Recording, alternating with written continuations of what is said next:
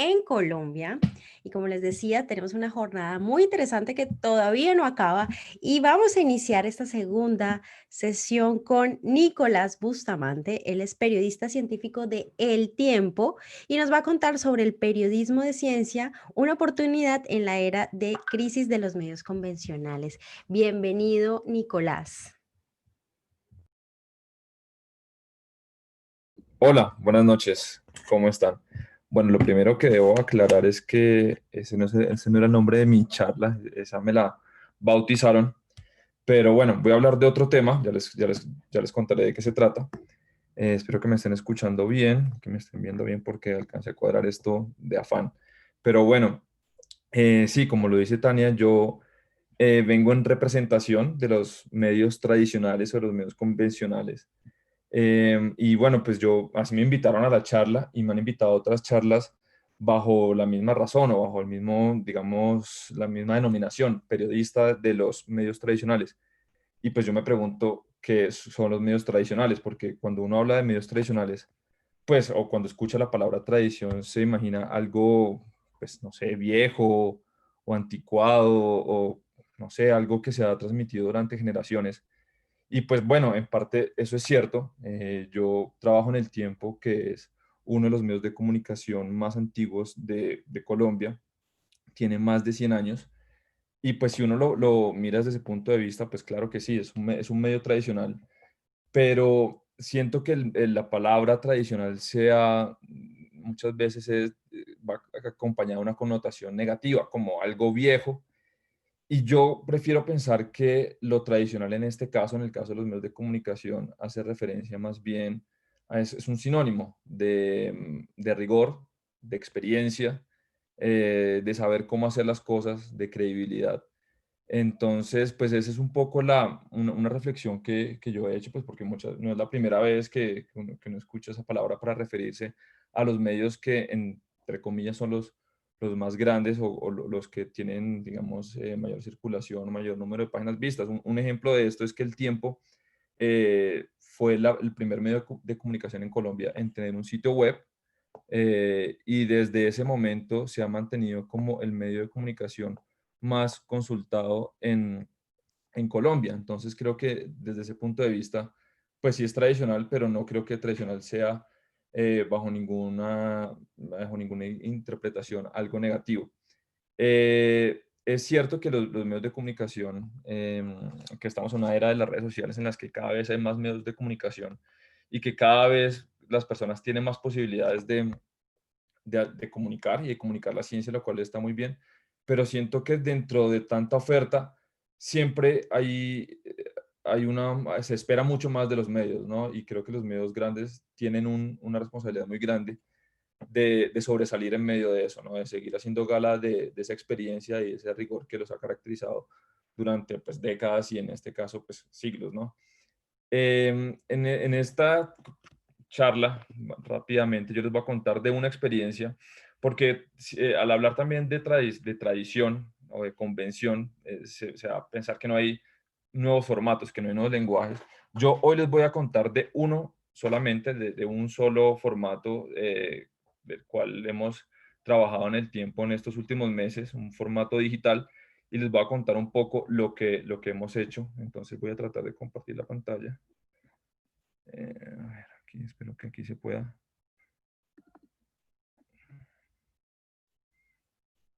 Bueno, parece que no sé si me va a bajar en este momento. No sé si están Sí, viendo sí. ¿Sí la están viendo? No, no, no. No. No. Dale compartir. Sí, Mm. es que justo me está pidiendo una actualización de la configuración, pero parece que ya. Entonces, bueno, voy a intentar mostrarles en este momento.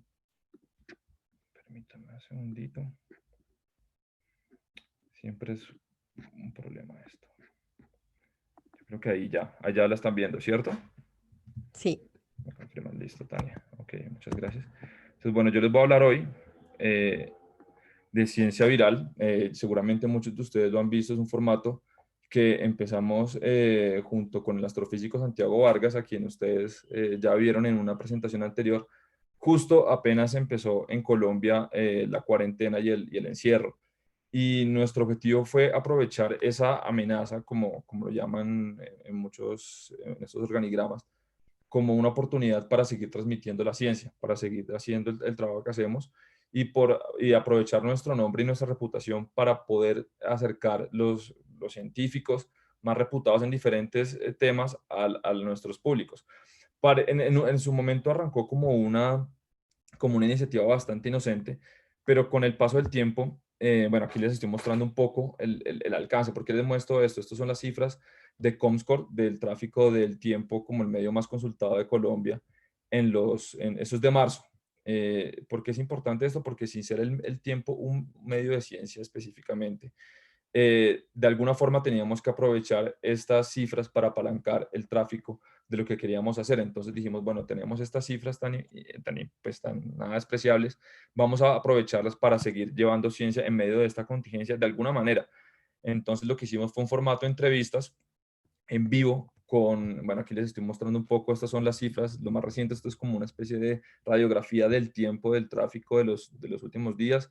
Yo he escuchado en estas charlas a varias personas referirse a los medios tradicionales como si estuvieran apartados de esta realidad en la que las métricas y todo el comportamiento digital como si no fuera parte de nosotros. Y creo que si hay algún medio los medios que son digitales son los medios tradicionales hoy en día, los denominados medios tradicionales que estamos inmersos en esto. Aquí les estoy mostrando las cifras del tráfico de ayer en el tiempo, que ahí ven la muerte de Maradona.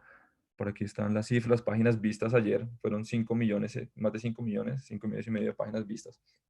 Y bueno, las notas más leídas de ayer. Entonces, ¿qué dijimos? Aprovechar todo esto para hacer un formato de entrevistas en vivo que fuera interesante y en el que las personas pudieran tener la oportunidad de conocer inicialmente sobre el coronavirus, que se pudieran informar sobre la pandemia, combatir un poco las fake news. Queríamos que hablaran con nosotros inmunólogos, epidemiólogos, bueno, diferentes personas para abordar la pandemia desde diferentes perspectivas. Hablamos incluso con una persona que es Diego Urbina, que se entrenó para ser astronauta en un encierro durante muchísimos días para que las personas escucharan de primera mano los consejos de una autoridad en encierros, por decirlo de alguna manera. Entonces aquí están los capítulos, llevamos hasta el momento 32 capítulos, esto está un poco hecho la carrera porque hoy estábamos obviamente en el periódico, pero bueno, estas son las cifras de ciencia viral. Eh, pues como ven, pues si quieren, en la parte amarilla se ve el número de reproducciones en Facebook. Yo quisiera saber cuántos medios de comunicación dedicados solamente a la ciencia pueden alcanzar, por ejemplo, 424.000 reproducciones de un solo video, como fue el episodio 5 sobre los 30 años del telescopio espacial Hubble. Entonces, pues bueno, aquí están como un poco la primera mitad de los episodios que hicimos. Aquí está la segunda mitad. Resalté en amarillo las reproducciones de Facebook porque fue la red social en la que tuvimos más reproducciones, pero ahí está YouTube también. Y al final, bueno, esto es un resumen muy, muy rápido, muy a la carrera de los invitados que tuvimos. Todos fueron divulgadores, la mayoría fueron divulgadores de habla hispana, de los más reconocidos en el mundo. Pues ahí ustedes los están viendo: Javier Santolaya, Clara Grima, matemática. O sea, ellos son personas que de verdad son reconocidas en el mundo de la ciencia y la divulgación, y ese ha sido el nivel de los invitados que hemos tenido en el programa. Arriba está el porcentaje de participación pues por género. Hemos tratado de ser muy equilibrados en los invitados, que fueran hombres y mujeres, reconociendo claramente que hay una realidad en la que hay menos mujeres científicas. Entonces se nos hace más difícil conseguir, si queremos hablar de un tema, que justo el experto que queremos sea mujer, pero en la mayoría de los casos pues lo hemos logrado. Y estas son las cifras totales del alcance que hemos tenido. Son 32 episodios, empezamos en marzo y hemos tenido este alcance, pues ya vamos yo estoy optimista de que vamos a alcanzar los 2 millones de reproducciones en Facebook y pues ya acercarnos a las 200.000 en YouTube. Esto depende de muchos elementos, ¿no? O sea, ustedes saben que nosotros en el tiempo somos un medio generalista, que tratamos de abordar todos los aspectos noticiosos, y estas reproducciones y este alcance ha tenido que de alguna forma competir o rivalizar con todo lo que pasa en el día a día. Muchas veces nos ha pasado, no, ya no nos vamos por Facebook porque va a hablar Claudia López, va a hacer una rueda de prensa. Entonces, hay que de alguna forma encontrar el espacio, pero creo que el trabajo hasta el momento ha sido bastante satisfactorio. Ciencia Viral fue reconocido recientemente, más allá de las cifras o de los números, con este reconocimiento, fue reconocido con el premio de la Fundación Merck, precisamente por el trabajo que hicimos y por el lenguaje innovador que hemos pues tenido durante todo el formato. Eh, Eso ha sido básicamente un poco lo que hemos hecho este año en los últimos meses, y pues aquí les tengo esta exclusiva. Nuestro próximo invitado va a ser mañana, el próximo episodio va a ser Abel Méndez. Él es una persona que ha trabajado durante muchísimos años en el observatorio de Arecibo. Como ustedes saben, este telescopio es uno de los más importantes del mundo. Durante muchos años tuvo el disco más grande y es un radiotelescopio que, entre otras, se ha encargado de hacer radioastronomía para buscar, por ejemplo, civilizaciones extraterrestres, entre otras muchas áreas de investigación. El telescopio Arecibo se está cayendo, se cayó, ya de hecho anunciaron que lo van a desmantelar. Y pues esto es un poco, este es un poco el tema que vamos a hablar mañana con Abel Méndez, quien durante muchos años ha trabajado con Arecibo y quien está haciendo como toda una cruzada, ¿no? Para salvar este telescopio y que no se pierda esta joya que ha aparecido incluso en películas como Contacto, famosísima, y GoldenEye, que es una de mis favoritas de James Bond. Eso es un poco del trabajo que hemos hecho desde el tiempo como medio tradicional, vuelvo y repito, y quisiera mostrarles un poco este especial. Yo espero que no sé si tenga sonido, pero esto es cuando dicen tradicionales y hablan como de esas supuesta rivalidad de los medios tradicionales versus los digitales. Es como si los medios tradicionales se hubieran quedado en el papel, ¿no? Y como les dije, hace 20 años el tiempo fue el primer medio de comunicación en estar digital, y la innovación es todos los días. No hay una rivalidad. Ustedes vieron los números que les mostré al principio, como esa mini radiografía del tráfico de ayer. Nosotros estamos totalmente permeados por las exigencias del público o sea, digamos que me atrevería a decir que si hay empresas que hoy en día entendieron el consumo digital, son los medios de comunicación, otrora llamados tradicionales, porque son los que saben y han sabido cómo moverse. Un ejemplo de eso es este especial. Nosotros hemos hecho especiales digitales desde la sección de ciencia y desde otras secciones como medio ambiente, por ejemplo, también muy relacionada, que se han ganado premios internacionales de periodismo, enfrentándose incluso a plataformas que son nativas digitales. Entonces creo que al final la pregunta no debe ser, o el comentario no debe ser sobre la plataforma o sobre el tiempo que llevan haciendo, sino sobre el cómo se hace y cómo se aprovechan esas herramientas. Aquí les estoy mostrando el último especial multimedia que hicimos sobre los 20 años de la Estación Espacial Internacional. Tiene un poco de todo, tiene animaciones, tiene infografías, tiene música. Yo no sé si ustedes la pueden escuchar en este momento, pero bueno.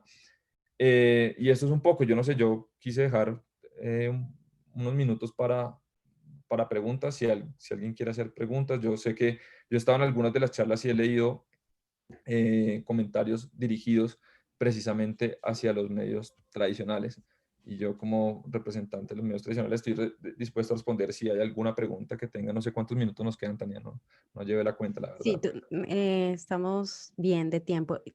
De pronto sí es interesante y ayer nos pasó lo mismo con Perú, quienes trabajaban en el comercio, que son grandes medios, nos dejaban eso que tú mismo dices, ¿no? El tema de que son también los que iniciaron en esta movida tecnológica. Entonces, ¿cuál sería el mensaje para empezar a utilizar un buen lenguaje de referirnos a los medios grandes de nuestros países, por supuesto, y además, cuál sería esa recomendación para los otros medios que, como ves, que la mayoría está trabajando en medios independientes en el país?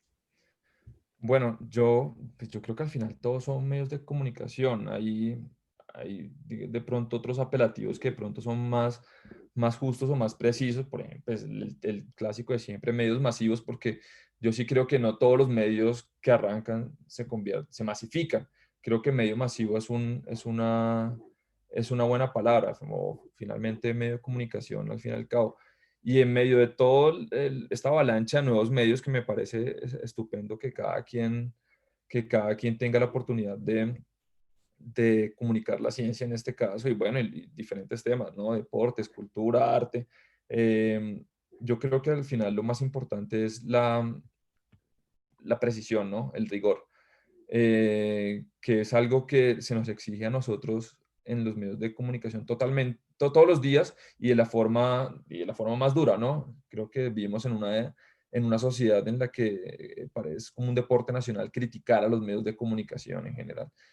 Y yo creo que eso es bueno, porque esa crítica hace que hagamos el trabajo siempre bueno, pero yo sí quisiera que los medios que son más nuevos o que son más nativos digitales, que son más recientes, sí de pronto se contagiaran un poco de esa exigencia que nos tienen a los medios masivos y traten de copiar eso, porque el público con nosotros es implacable, lo hemos visto en las últimas semanas con ciertos medios que han tomado decisiones que han sido muy polémicas y son decisiones que al final son polémicas porque son medios que se han ganado su reputación, ¿no? De que cualquier decisión que tomen parece que afectara a toda la sociedad y que cada lector o que cada televidente, cualquier espectador lo tome como propio y que lo afecta también. Ujú. Entonces yo creo que asuman un poco esa misma tónica del rigor y de la precisión como, Nicolás, como deben tenemos ser. dos preguntitas para ti,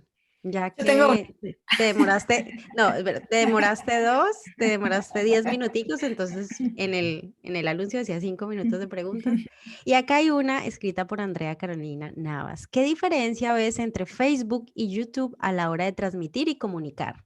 Por favor, Uy, escriban sus preguntas al, Eh, al Esa es chat una buena para pregunta. tener el tiempo. Nosotros, a ver, para hacer Ciencia Viral tenemos un equipo enorme de personas para hacer ese formato que parece tan sencillo, porque estamos Ujú. Santiago y yo que lo presentamos, pero eso implica un trabajo del equipo de redes sociales, un equipo de producción de video, un equipo de plataformas tecnológicas. Bueno, eso implica un montón de cosas para que al final salga muy bien el producto. Entre Facebook y YouTube, pues hay varias diferencias, pero yo creo que la principal es como esa rivalidad que tenemos con nuestros mismos contenidos, por ejemplo, en Facebook. En YouTube uno Ujú. no compite tanto porque es muy difícil transmitir al mismo tiempo dos programas simultáneamente, ¿no? O sea, Ciencia Viral no creo que no se puede transmitir simultáneamente con otro programa del tiempo. Entonces, o lo quitan o no va. Ok. Y en Facebook pasa que las personas puede pasar algo y entonces todo queda dentro del timeline. Y entonces ahí ya estamos sometidos un poco como al algoritmo de cada usuario para ver qué tanto le destacan nuestro video. Eh, Dependemos en YouTube también de apalancarnos de la web, de la página web Ujú. del tiempo. Entonces, si nos destacan en el home del tiempo y utilizan, por ejemplo, la herramienta Autoplay, claramente las reproducciones se van a disparar. YouTube es mucho más, digamos, es mucho mejor para transmisiones en vivo. En YouTube las transmisiones en vivo se mueven mucho mejor cuando están desplegadas en el home del tiempo. En Facebook, el número, yo me he dado cuenta que si bien hay cambios, siempre se mantiene entre 20.000 y 50.000 reproducciones y eso es lo que muestra es que el consumo es un poco más como homogéneo, pero creo que de eso nos podemos quedar hablando pues muchísimo tiempo. No, ya nos diste algunas pistas y dos preguntitas que no las puedes responder ahí en dos en uno es, ¿cómo debes estar constituidos los equipos para hacer ese tipo de trabajo que ya la respondiste? Y la otra es, ¿puedes contarnos algo sobre el método de trabajo para los contenidos de ciencia? Algo de El tu método de método de trabajo. trabajo, ya nos dijiste algunas herramientas y de todo un equipo para hacer eso, pero ¿algún método que estés manejando para hacer este tipo de No, contenidos? el método es un poco la supervivencia. Ustedes no saben, la supervivencia quiero decir, tratar de mantener el rigor en medio de unas situaciones o de un ambiente bastante difícil porque la exigencia es muy alta dentro de las redacciones de los medios de comunicación. Eh, yo hago parte de todo un engranaje que es la sección para la que yo trabajo, que se llama Vida. Eso es como estilo de vida, lo llaman en muchos periódicos, y ahí está educación, ahí está medio ambiente, están viajes, y yo cubro ciencia, y entonces yo hago parte de un equipo, ¿no? Y debo trabajar en equipo con mis compañeros, pero además nosotros hacemos parte de un engranaje mucho más grande y complejo que son las otras secciones, ¿no? Justicia, deportes, internacionales, económicas, y todos tenemos que trabajar en equipo por un bien común que al fin y al cabo es el desempeño del medio, ¿no? Entonces tenemos unas métricas, tenemos unas cifras, de tráfico, unas exigencias que tenemos todos como que remar siempre para el mismo lado y es un barco muy grande. Entonces, y en medio de eso tú tienes que hacer tu trabajo, tienes que hacerlo bien. Entonces son unas dinámicas supremamente complejas, pero pues creo que es fascinante y es muy emocionante todos los días hacer parte de eso. Importante, muchísimas gracias. Yo sigo también a Ciencia Viral, lo puedo decir, en redes sociales y por supuesto valoramos tu trabajo y tu rigor porque sabemos quienes han pasado por salas de redacción de medios, saben lo exigente que son los editores y lo exigente que es trabajar con la presión. Entonces realmente te admiramos y muchísimas gracias. Ahorita más tarde vamos a tener a las 8 en punto a Ronnie de la sección Salud del Tiempo para que también nos cuente un poquito más acerca de este tema. Muchísimas gracias, Nicolás. Y ahora vamos con Liliana Becerra, quien nos va a comentar también algo interesante, ver ese rol de Liliana que como periodista científica, pero también como guionista de diferentes formatos, y hoy nos trae a contarnos que es directora de Magos de Ciencia, una estrategia de comunicación de conocimientos regionales, como debe ser, ¿no? Las regiones también son primero. Bienvenida, Liliana, aquí te esperamos. Muchísimas gracias, estoy realmente muy feliz de compartir con todos ustedes. Les voy a compartir la pantalla y mientras esto sucede, quiero decir que estoy muy de acuerdo con la posición de Nicolás respecto al tema de los medios convencionales, que no entiendo muy bien cómo va eso. A ver, ¿qué pasó con mi pantallita? Vamos a abrir la presentación. Muy bien, vamos a volver a darle compartir. ¿Están viendo? Sí. Ok. Bueno, muy bien, me siento, como les decía, muy contenta, muy orgullosa de estar en este foro tan importante, hablando en nombre y en representación de los Magos de la Ciencia, que es una iniciativa regional de comunicación de conocimientos. A nosotros nos interesa mucho esos conocimientos que se derivan de las investigaciones que se hacen aquí para resolver problemas del territorio y la sociedad, y queremos que efectivamente cumplan con esa labor, queremos que realmente tengan ese alcance, así que no estamos interesados típicamente en la física, en la química, en la astronomía, lo cual es muy válido, pero esa no es nuestra línea de trabajo.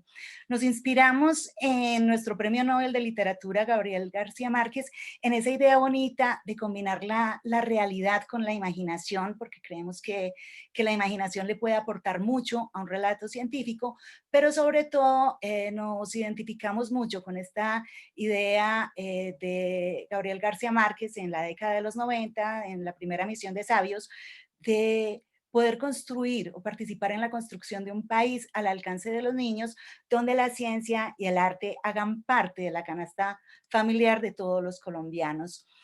Escuchamos muchas veces a los científicos y a los mismos comunicadores decir que para hacer este trabajo de divulgación científica que es tan difícil se necesita un mago con poderes, y nosotros dijimos, bueno, ¿por qué no nos volvemos nosotros esos magos con poderes que puedan realizar esta labor? También nos volvimos magos porque nos cansamos de hacer muy bien lo que servía para muy poco.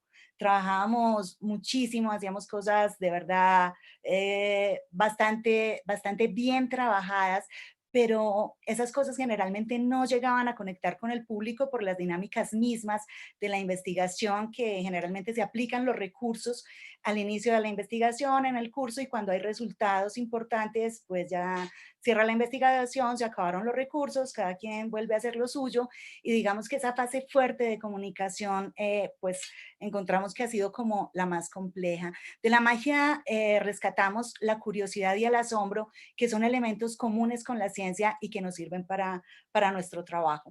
Entonces, nos dimos a la tarea de combinar este Eureka de Arquímedes con el aura cadabra de los magos y los hechiceros, para ver cómo sumamos la magia a la ciencia para generar procesos potentes, y nos encontramos que en la base de Scopus hay cerca de 4.000 resultados que incluyen la palabra magia relacionada con la ciencia en áreas como las matemáticas, la ingeniería y la química, entre otras, así que nos parece que no estamos tan lejos y decidimos desarrollar nuestro Eure de Eureka Cadabra de magos, nuestro Ebre Cadabra, como una comunidad creativa que integra estrategias de comunicación para incorporar conocimientos teóricos y prácticos en la sociedad. Estamos en la ecorregión cafetera de Colombia, donde tenemos un número importante de universidades, un número importante de centros de investigación, muchos actores del sistema de apropiación social de la ciencia, la tecnología y la innovación, y unos centros de investigación muy relevantes de talla internacional, así que tenemos demasiado trabajo por hacer. Estamos comprometidos con con hacer comunicación científica para mantener esas condiciones que hacen posible la vida. Por eso los magos de la ciencia trabajamos en 4 temas. En biodiversidad nos interesa la adaptación al cambio climático, la gestión integral del patrimonio hídrico, y nos interesa los temas de inteligencia artificial e Internet de las cosas, porque es necesario hacer una inclusión de los ciudadanos en esos horizontes, ya que, bueno, se dice que hacia el 2026 vamos a tener más cosas conectadas a Internet entre sí que personas, y seguro que seguro que los ciudadanos van a necesitar esas habilidades. Los magos nos conocimos trabajando en proyectos de divulgación de ciencia con estas organizaciones, y encontramos también que en las universidades y centros de comunicación, los equipos, los grupos de comunicación en general son pequeños. A veces encontramos 1 o 2 periodistas haciendo múltiples labores, marketing de gobierno, eventos, divulgación científica, y sabemos que es bastante difícil para un equipo tan pequeño. Entonces trabajar de camarógrafos, luminotécnicos, sonidistas, creativos, guionistas, y por eso decidimos como ponernos un poco al margen de esto y conformarnos como un equipo de comunicación de alto impacto que ofrece servicios temporales. Nosotros somos 12 magos de la ciencia, de los cuales 2 son doctores, 6 tenemos estudios de maestría, tenemos 2 artistas y 2 profesionales con una trayectoria pues realmente muy amplia, verdaderos expertos en sus campos de conocimiento, y generamos comunicación científica incorporando la filosofía, las artes visuales, las artes audiovisuales, las artes plásticas, la sociología y la producción sonora. Vamos a ver, este es el equipo de los magos de la ciencia. Somos, como les decía, 12 integrantes, todos magos con poderes, todos llevamos años trabajando juntos en distintos proyectos. Nos acompaña el profesor Ricardo Dalfarra de la Universidad de Concordia en Canadá, quien es nuestro consultor internacional, muy activo en nuestra comunidad, está pendiente de nosotros todo el tiempo, y todos los integrantes de magos, digamos que trabajamos de una manera colaborativa mediante estrategias de co-creación. Nosotros no somos periodistas de ciencia, somos una comunidad creativa, entonces pues tenemos todo el tiempo y toda la disposición para trabajar con los investigadores.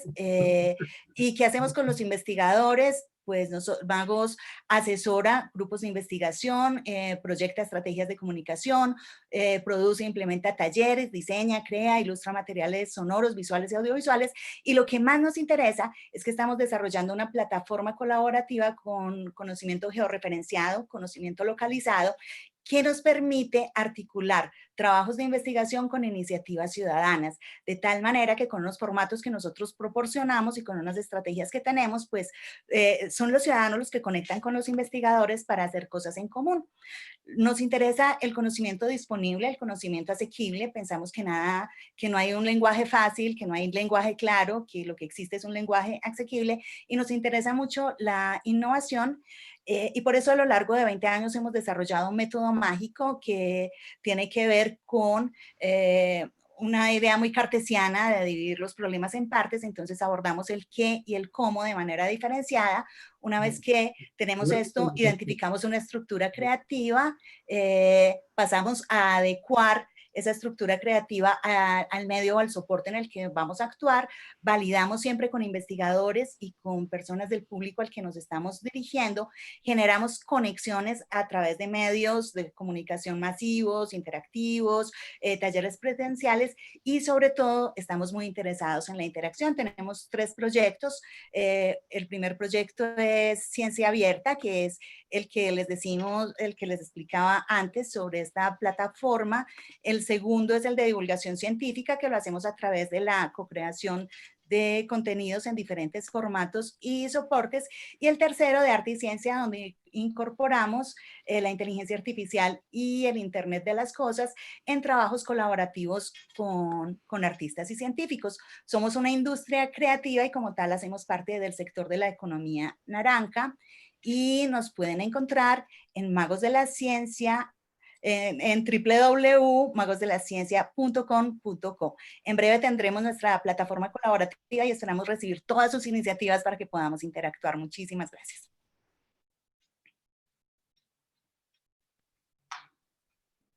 Muchísimas gracias, Liliana, por compartir pues tu experiencia y ese bonito trabajo. Ojalá todos podamos seguir apoyándote y esa es la idea de estos espacios. Vamos ahora con Augusto Reyes, quien es biólogo con experiencia en desarrollo de proyectos de ciencia, tecnología e innovación en comunidades.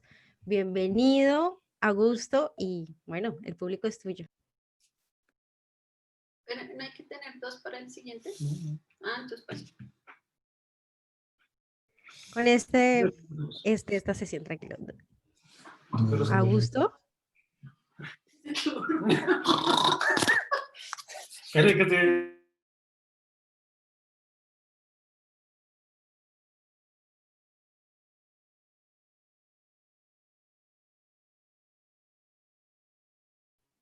Mientras se sigue conectando Augusto, que tuvo un problemita técnico, recordemos, mañana tenemos la sección internacional, espero que estén muy conectados, y ahorita tenemos a las 8 la sesión iniciamos con Ronnie del El Tiempo Salud. Augusto, ¿estás con nosotros? Hola, hola, buenas noches. Buenas noches, bienvenido, ya te presenté, así que el público es tuyo. Ay, perfecto, muchísimas gracias. Casualmente esos problemitas técnicos se me acababa de reiniciar el computador. Pero bueno. Ahí vamos. Perfecto, Irijillo. Bueno, muchísimas gracias a todos por su presencia, por este espacio. Arranquemos. Este personaje que ustedes ven aquí es Alejandro, tiene 3 años, ya casi 4, como dice en secreto. Y es mi hijo, es mi inspiración, es mi motor y pues mi nueva manera de ver la vida, de verla a través de sus ojos. Antes de entrar en materia, quiero traer algunas estadísticas así rápidas. La primera es que el 85% de las mujeres utiliza un sostén de la talla incorrecta. Otra sí al azar es que cuando nadie nos mira, el 47% de las personas tomamos leche directamente del envase, de la bolsa o de la caja. Logitech estima que la probabilidad de que un control remoto perdido esté entre los cojines de un sofá y esa probabilidad es de un 50%. Que 1 de cada 3 dueños de perro, y levanten la mano si se identifican acá, reconoce haberles hablado a través del teléfono. Que el 70% de los norteamericanos no creen que el hombre haya llegado a la luna. Que el 43% de todas las estadísticas son inútiles y que el 90% de los asistentes a esta charla se está preguntando por qué es todo esto que Augusto nos está presentando, ¿cierto? Ese por qué es fundamental, ese por qué es la razón por la que les presenté primero a mi hijo. Los que ya son padres saben que en esta edad, entre los 3,5 y los 4 años, un niño ya no se conforma con una respuesta simple. Por ejemplo, Alejandro hace unos meses me preguntaba, papá, ¿y eso qué es? La luna. Y él decía, ah, bueno, la luna. Pero ahora pregunta, ¿y por qué? Y no solo pregunta, ¿y por qué es la luna? Sino que sale con preguntas como, ¿por qué llueve? ¿Quién tuvo la primera mascota? ¿Por qué la vecina y yo somos diferentes? ¿Puede una abeja picar a otra? ¿Cómo nacen los bebés? ¿Por qué el cielo es azul? ¿Qué es la muerte? ¿Cómo vuelan los pájaros? ¿Por qué la luna no se cae? ¿Cómo se hacen los bebés? ¿En dónde viven los monstruos? ¿Cómo son los gérmenes que hay más allá del espacio? ¿Cómo llegaron las estrellas al cielo? ¿Cuántos tipos de dinosaurios hay que comen? ¿En dónde viven? ¿Dónde están sus papás? Bueno, entre un millón de entre 1.000.000 de preguntas más. Y lo más curioso de todo es que después de mi respuesta, él dice, ¿y por qué? Lo cual me lleva pues a la parte central de esta charla, y es al uso del lenguaje. Claro, los que son papás también dirán, "Ay, bueno, es un tema de sentido común, ¿cierto?". Pero resulta que el sentido común es el menos común de todos los sentidos. Y eso es algo que debemos tener siempre en cuenta cuando estamos comunicando. En este caso, comunicando la ciencia. Y sobre todo, pues cuando nos detenemos a pensar qué es común. Común, según la RAE, pues es algo que no siendo privativamente de nadie, le pertenece a muchos o se extiende a varios. Y eso nos lleva a pensarnos en el lenguaje científico, porque una palabra tiene significado en el lenguaje científico, pero puede que tenga un significado diferente en el lenguaje ordinario, en el lenguaje cotidiano, en el lenguaje común. Pero si hablamos con gente que trabaja en un laboratorio, tal vez una palabra común sea pipeta, probeta, beaker, balón aforado, pero es común dentro del laboratorio, en el contexto del laboratorio. Y fuera del laboratorio, tal vez alguien que hable de un beaker, no sé, puede que genere ruido. También es común, y hoy vimos en varias de las presentaciones, bueno, entre ayer y hoy, que hay regionalismos, ¿no? Y que hay frases o palabras que son comunes en ciertas explicaciones. Con todo el cariño y con todo el respeto para mis amigos de la costa, está, por ejemplo, el ajá. Y uno queda loco cuando le dicen, ¿por qué ajá? ¿Cierto? O mi familia de Nariño, mi esposa es nariñense, cuando le dicen a uno que eso es buenamente, ¿cierto? Entonces, uno tiene que entender ese lenguaje y para responderle a mi hijo o para hablar en un contexto, debo pensar, ¿cierto? Debo pensar cómo debo hablarle a mi hijo. Y eso es prácticamente un ejercicio como aprender otro idioma o prepararse para un viaje. Cuando yo voy a viajar, tengo que pensar a dónde voy a ir, con quién voy a interactuar, qué idioma hablan en ese territorio, en esa región, en ese país, ¿cierto? Ustedes dirán, bueno, pero toda esta historia que nos está contando Augusto, ¿para qué? Bueno, para entrar a esto, y es que en las comunidades debemos tener en cuenta sus lenguajes, su contexto, y además que, aunque entre ayer y hoy hemos visto muchísimas herramientas y hemos visto cómo utilizar las redes sociales o cómo no utilizarlas y en qué momento publicar o qué publicar y esto, estamos desconociendo que hay una brecha tecnológica grandísima y hay muchas comunidades que a duras penas tienen acceso a Internet y hay muchas comunidades en las que llegan muchos investigadores a trabajar y empiezan a hablar en un idioma que para la comunidad es ajeno.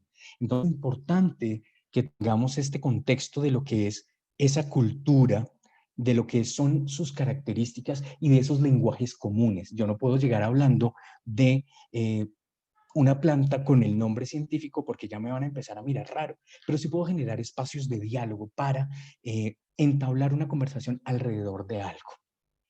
En aproximadamente 20 años que llevo trabajando con comunidades y con diferentes actores del sector, muchos de los que han compartido hoy con nosotros este escenario, he tenido la oportunidad de ver, de hacer observación participante en algunos casos y no participante en muchos otros, y de cometer errores, y de ver también cómo otros cometen errores en estos ejercicios de comunicación. Bueno, pues me tomé el atrevimiento en estos últimos años, me he tomado el atrevimiento de construir un decálogo de la apropiación social de la ciencia, la tecnología y la innovación, decálogo que pongo aquí ante ustedes para que le den todo el palo del mundo, para que construyamos de forma colectiva también parte de este mismo decálogo. Y por supuesto, dentro de la apropiación social de la ciencia, la tecnología y la innovación se encuentra la comunicación en un contexto de ciencia, tecnología y sociedad. Bueno, el primer punto de este decálogo es el actuar desde la humildad. Es reconocer que no sabemos todas las respuestas. Y no importa si tenemos 3 doctorados encima, puede que un campesino con la primaria sepa más que nosotros. No importa si estudiamos en las mejores universidades, puede que una persona de servicios generales sepa más que nosotros. Depende del contexto, depende de la realidad y depende de cómo dialoguemos con ellos. El segundo es el actuar desde el respeto. Y estamos hablando de un respeto al otro, al otro y a la diferencia. Y aquí hay una ruptura grandísima con la investigación clásica, ya sea de las ciencias sociales o naturales, y es que no hay objetos ni sujetos de estudio. Estamos trabajando con otros seres humanos, estamos trabajando con personas que se convierten en investigadores y que aquí, pues, eh, digamos, se tocan fibras delicadas con las universidades y con los grandes grupos de investigación, con todos sus doctorados y demás. Y es que, ¿cómo vas a llamar a un campesino como coinvestigador o cómo vas a llamar a un indígena coinvestigador? Pues, dentro de del mismo manejo del lenguaje, tratarnos como iguales nos permite crecer de forma colectiva y de forma colaborativa. Y no es lo mismo hablar con un indígena del Cauca, que son bien serios, o hablar con un indígena nariñense, o hablar con un indígena de la Sierra o de la Guajira, o hablar con campesinos cundiboyacenses o llaneros. Nuestro país, y creo que en toda Latinoamérica tenemos una gran diversidad cultural y social que nos permite pensarnos desde allí, desde la humildad y desde el respeto. Por supuesto, actuar desde la empatía y es ponerse en los zapatos del otro y caminar 1 kilómetro con ellos. Y aquí el llamado también es para cómo estamos comunicando. ¿Estamos comunicando para quién? ¿Será que el que nos está leyendo, está escuchando nuestro podcast o está siguiéndonos en el canal de YouTube, está realmente interesado? ¿Está realmente entendiéndome? ¿Estoy hablando en un lenguaje para él, para ella? ¿Cierto? Ese ponernos en esos zapatos y además caminar con ellos nos permite entender esos contextos y poder hablar en unos lenguajes comunes.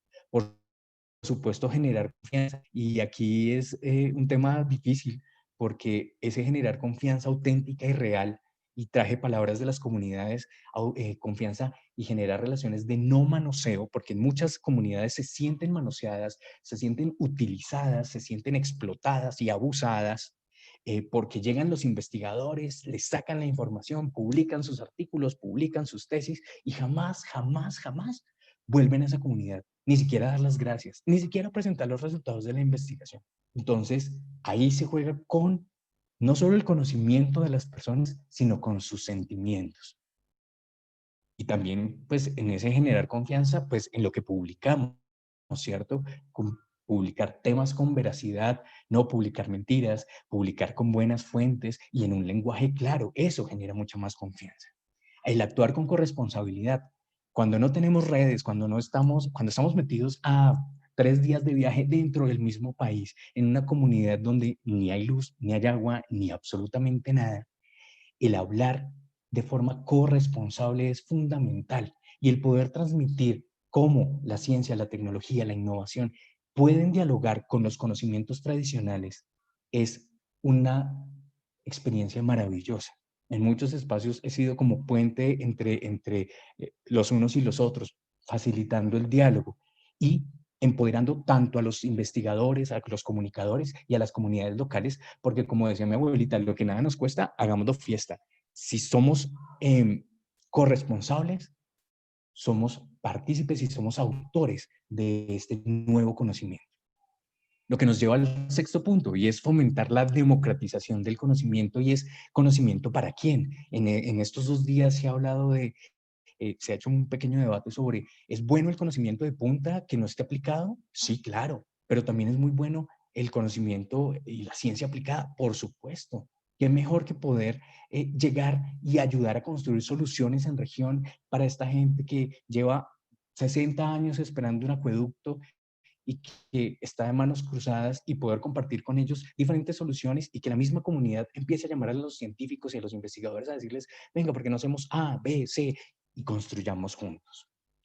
Esto me lleva al séptimo y es crear alianzas efectivas. Y es que una vez después de que se hayan ido las universidades y me están escuchando investigadores de las universidades, una vez se hayan ido, pues que quede algo en la comunidad y que quede una alianza de por vida, que ojalá muchos trabajos de grados, así los ministerios no estén apoyando investigación en esa zona, se siga haciendo investigación y se sigan haciendo trabajos. Ya me queda poquito tiempo, entonces pasamos rápidamente a lograr una intervención real en territorio que permita que la gente se sienta feliz con ustedes y que se sienta feliz cuando los lee, cuando los escucha y cuando trabaja hombro a hombro con ustedes. No, las comunidades no son mano de obra, las comunidades no son, como decía, objetos ni sujetos de estudio. Finalmente, reconocer que hay diferentes formas de ver, de hacer y de interactuar. Y aquí siempre traigo un ejemplo, y es que si yo pongo en un panel a un postdoctorado en física de partículas y a un sabedor tradicional de la etnia que ustedes quieran, y a los dos los pongo a hablar sobre un tema que ninguno de los dos maneja, los dos van a estar en las mismas condiciones. Pero si yo le pido al sabedor tradicional que me hable de física de partículas, posiblemente va a tratar de buscar algo en su cosmogonía y va a tratar de empatar algo. O si yo pongo a este postdoctorado en física de partículas a hablar del mal de ojo o del descuaje, pues va a quedar ahí como un poquito perdido, no va a saber cómo hablar. Por eso es importante el contexto. Y finalmente, esto me lleva al 10º punto, y es que debemos tratar de cerrar la brecha entre la ciencia, la tecnología y la sociedad, las brechas económicas, las brechas políticas, las brechas sociales, porque estamos en un contexto cultural. Acercar la ciencia a la ciudadanía, acercar los científicos a las comunidades y acercar las comunidades a la academia. Les dejo mis datos de contacto, creo que ya se nos acabó el tiempo. Si tienen alguna inquietud o algo, estaré totalmente dispuesto a responderla. Muchísimas gracias. Muchas gracias, Augusto. Y yo sí tengo una pregunta, y ayer la discutimos con otros panelistas de Perú que han trabajado con comunidades indígenas y que han hecho periodismo propiamente. Tú has hecho más divulgación, pero ¿cuál sería el reto y la recomendación para todos los que quieren trabajar, por supuesto, divulgación de la ciencia en un país multicultural como es Colombia? ¿Cuál sería esa recomendación con este tipo de comunidades?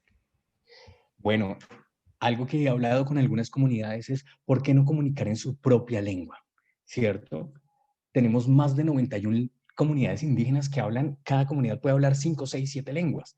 Claramente, traducir del contexto científico, técnico, académico a un lenguaje indígena que a veces no utiliza las mismas palabras, yo creo que ese es un reto gigante.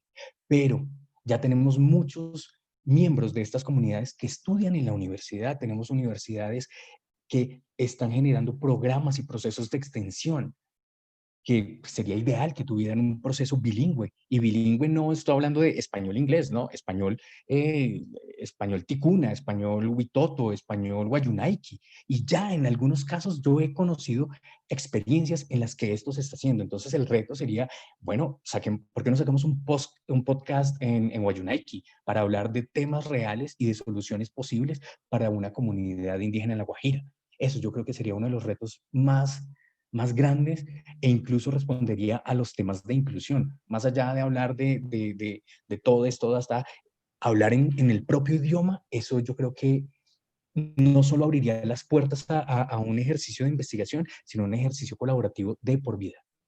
Excelente. Yo creo que algunos de los que se conectaron ayer pudieron ver que Perú tiene periodistas en regiones hablando en quechua y en otro tipo de lenguas que manejan nativas. Y eso yo creo que sí sería una muy buena recomendación para nosotros en Colombia. Y por supuesto, mañana tener colegas de México, de Brasil, que también están haciendo algo similar. Entonces, también cordialmente invitados. Ahora vamos a seguir con Brian Avendaño, quien es asesor senior de comunicaciones de Clubes de Ciencia Colombia y también cofundador de Science Lab. Bienvenido, Brian, quien se encuentra en Nueva Zelanda. Bienvenido.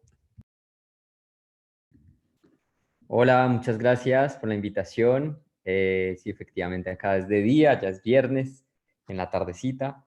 Y pues muy feliz de estar acompañando este evento de parte de Clubes de Ciencia Colombia y Cientelab. Yo tengo Puedes compartir tu presentación, sí. una presentación acá lista. Entonces, déjenme, la pongo. Listo, me confirman si ya las puedes ver, ¿cierto? Sí. Bueno. Bueno, muy buenas noches a todos los que me están escuchando en América. Gracias por estar acá conectados con el Foro Nacional de Periodismo Científico y Divulgación en Colombia y Perú, y pues esta edición que quiero hablarles un poco del el trabajo que hemos hecho para inspirar la futura generación de científicos en Colombia. Nosotros somos una red internacional de científicos que estamos inspirando a los jóvenes en el país. Y pues quiero hablarles un poco de nuestra experiencia, no solamente haciendo los clubes como tal, porque pues son toda una experiencia de divulgar lo que hacen los científicos para el país en el que vamos, sino toda una experiencia de interacción con las comunidades a las que llegamos, y finalmente pues una experiencia de cómo esa divulgación que hacemos queda en el ADN de las comunidades con las que trabajamos. Hacer un reconocimiento, pues Clubes de Ciencia, ¿qué es? Pues es una organización de jóvenes científicos como yo, estudiantes de doctorado o maestrías, posgrados que están en el exterior, los que nos llamamos la diáspora científica colombiana. Y pues el programa busca despertar el interés por la ciencia y la tecnología en estudiantes de secundaria y los primeros semestres de universidad. Estamos en 8 países de América Latina, y pues bueno, Perú también está aquí. Y hemos hecho un esfuerzo muy grande para expandirnos y ser pues la iniciativa STED más grande de todo el continente. Pero entonces, ¿de dónde nace todo esto? Pues la necesidad de aproximar la educación científica a la sociedad colombiana específicamente y en Latinoamérica. Pues imagínense que según estos datos que pues, estoy sacando de muy poco tiempo, hace solamente, perdón, solamente investigadores, solamente los niños y los jóvenes en Colombia tienen una probabilidad de conocer el 0.08% a un investigador. Eso quiere decir que es muy baja la tasa de investigadores por millón de habitantes. Y eso quiere decir que los modelos de rol que tenemos los niños y los jóvenes en Colombia, pues no son un científico como yo, sino son esa idea vaga de científico que es el investigador de bata blanca, blanco, hombre, que está encerrado en un laboratorio, ¿cierto?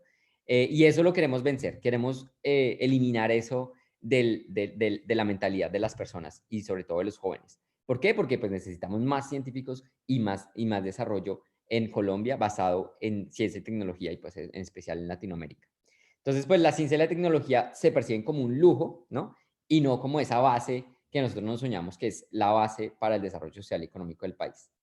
La inversión todavía en nuestros países es muy baja. En Colombia está el 0.24% del PIB, incluso un poco menos, y tenemos esa percepción sesgada de que el investigador, entonces, como les decía, es blanco, viejo, hombre, y está encerrado en un laboratorio. Entonces hay unas brechas de género también que se han documentado alrededor pues, de investigaciones recientes. Por ejemplo, esta de la percepción de género en los científicos, en donde básicamente en los años 60 los niños dibujaban menos de 1% a, a una científica, una mujer científica, y ya en 2016 hay un 34% de esta muestra representativa de estudiantes, de niños que dibujan una mujer como científica. Eso quiere decir que las percepciones de cómo está cambiando quién es científico y quién no, pues están cambiando, y pues lo vemos representado en estas estadísticas. Pero más allá de esas estadísticas es que pues aún son bajas. Ojalá sea 50-50 o incluso mucho más mujeres que están dedicadas a la ciencia, y que realmente sea esos modelos de rol estén por todo el país rondando, y no solamente ese 0.08% de probabilidad de poder encontrar un científico que sea un ejemplo de vida para nosotros. Entonces esto nos muestra un problema muy grande en el país, y pues en general yo puedo decir de América Latina, nuestra región, y es esa baja percepción de la ciencia como un proyecto de vida. Y eso es lo que queremos nosotros como científicos y la diáspora científica colombiana vencer. ¿Y eso cómo lo hacemos? Pues haciendo los clubes. Los clubes pues en los clubes de ciencia nosotros lo que hacemos es fomentar la educación en ciencia básica y despertar esa pasión por la ciencia, la tecnología y la innovación. Pues, ¿cómo lo hacemos? A través de nosotros, de manera experiencial. Vamos a las zonas rurales, vamos a las ciudades, nos encontramos con los estudiantes, hacemos proyectos con los estudiantes y a la vez creamos una red internacional para incentivar esas colaboraciones científicas y académicas, pues con el fin de resolver esas necesidades particulares que tenemos en el país. ¿Y cómo funciona básicamente? Pues el investigador en el exterior, o sea, por ejemplo, yo que estoy en Nueva Zelanda, viajo a Colombia durante una semana y hacemos unos cursos, planeamos unos cursos primero de educación científica, en donde en una semana el niño pasa de la pregunta de investigación hasta la presentación de sus resultados con las comunidades.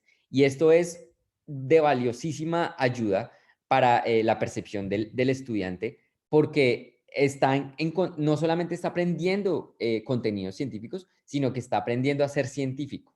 Y esto es una de las particularidades que tiene nuestro programa. Nosotros llevamos a los estudiantes a las universidades, los insertamos en el mundo académico y en esa inserción del mundo académico les presentamos lo que es ser científico en Colombia y en el exterior. Nosotros con nuestras experiencias en el exterior los apoyamos un poco también en cómo sería esa transición del colegio a la universidad. Les apoyamos un poco también para que vean la importancia de hacer ciencia en el país, pero también de poder salir y hacer redes de colaboración internacional. Entonces, toda esta mentoría que sucede es más allá de simplemente llevar unos cursos de educación científica. Y es además nosotros, con nuestras investigaciones, llevarlas a Colombia y llevarlas de manera pedagógica para los niños. Entonces, todo un ecosistema que estamos creando para divulgar lo que hacemos nosotros como científicos y para que los niños consideren la ciencia más cercana a ellos y consideren que el investigador está haciendo algo importante para las comunidades donde están hechos. Entonces, pues, estas son todas las fotos que vamos a mostrar acá, son fotos reales de nuestros ya 6 años de trabajo. Y en los clubes, pues, lo que les digo son cursos pequeños, pero esos cursos están enfocados en hacer actividades experienciales en donde ellos trabajan en un proyecto específico que trae el científico.